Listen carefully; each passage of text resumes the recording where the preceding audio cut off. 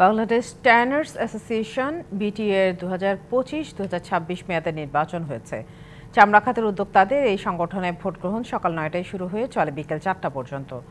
2014 সালের পর এই প্রথম উৎসবমুখর পরিবেশে ভোট হয়েছে। এবারে নির্বাচনে মোট প্রার্থীর সংখ্যা 27 জন, যেখান থেকে 16 জন জয়ী হবেন।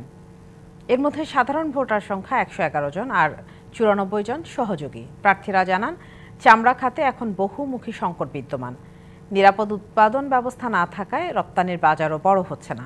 বলেন, সংগঠনটির মাধ্যমে সবার একযোগে কাজ করার সুযোগ তৈরি হচ্ছে।